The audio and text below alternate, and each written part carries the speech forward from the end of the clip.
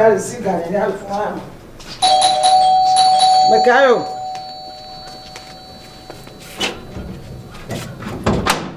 Mais Kayo, Yaga Fousseni are. Fousseni. Pourquoi le genre? Fousseni.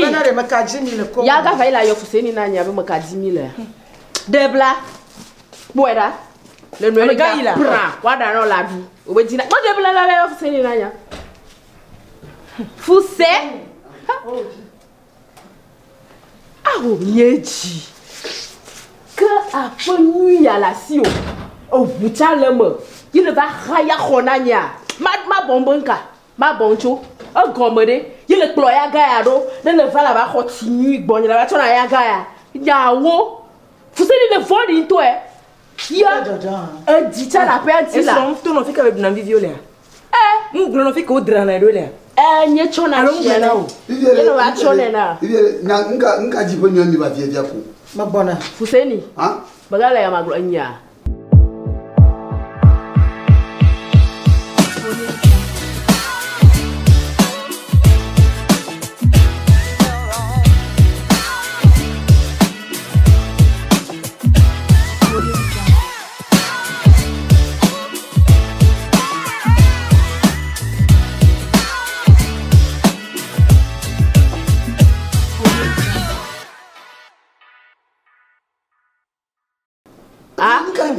Le ya man.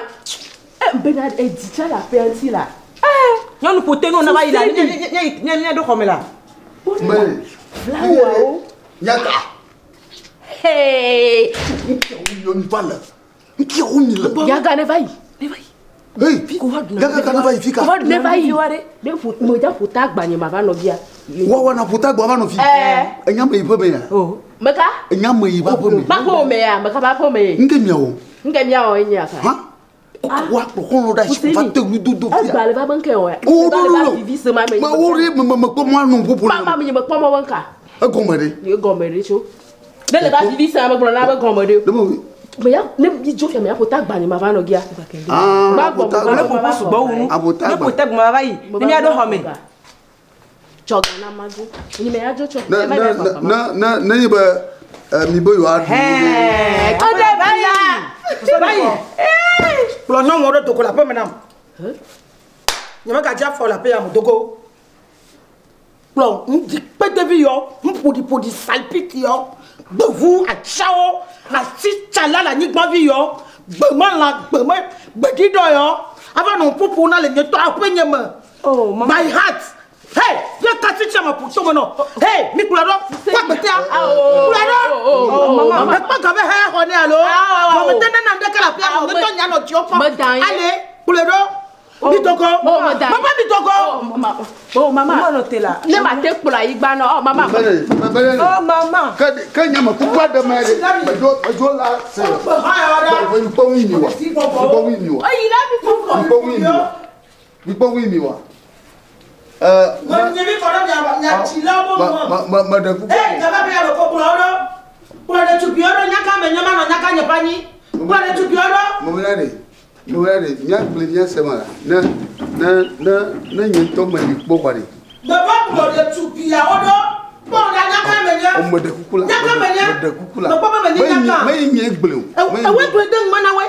Awo. Ye be nyi we gbe o ne ko ka ko ti si ape ya mo. Nko je ba ti la pe ya mo. Le nya nyaka ko ya me je ba fu agbo ne pe te ma tutu ma jan. Aba me ka we mo. But ta ne me liere. Il a beli le fille ne là. Quoi que tu as plodo, rien qu'on est allo, fais nos quoi main. Ne va pas faux. Ne va pas dire de cadavre. Maman dit de cadavre veut que tu peux dire non, ne va pas dire de capia. Quand tu viens, ne va pas dire de capia. Faut qu'on la ferme.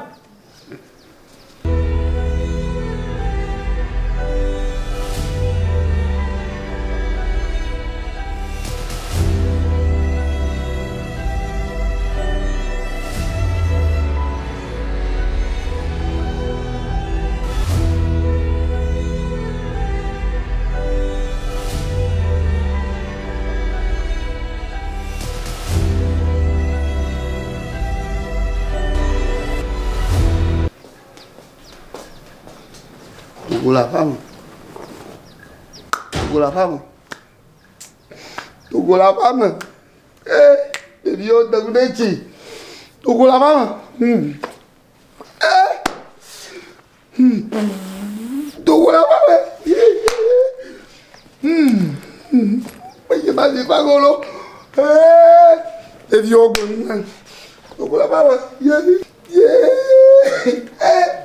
Togo la femme. Ah, on l'a baille.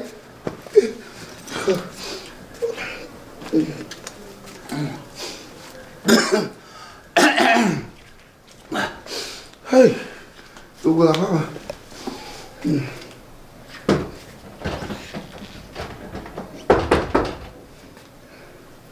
Niente là, niente maman que. Ah. Nkejo. Ah, on belle. Na. Togo la femme lo. Togo la femme.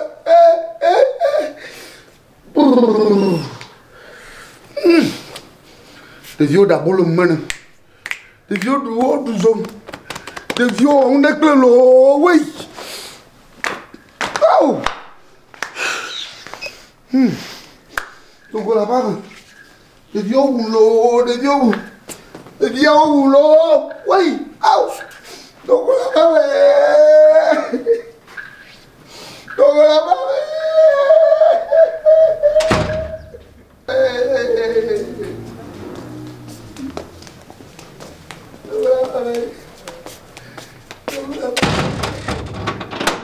Aw, mbabare. Ah, oui, aw, chéri cocogne. Lolotogne. Aw, chéri cocogne. Aw. Togo la babalo. Oh, oui. Et Dieu, daddy lo, oui. Comme moi toqué. Aw. Ok, à me toro qui. Oh. Hey. Attends, deviens donc.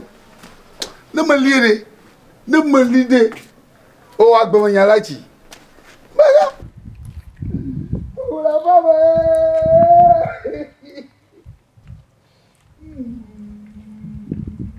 Au. Oh. Oh la baba lo. Après Agbonya Togo la. Togo la baba lo.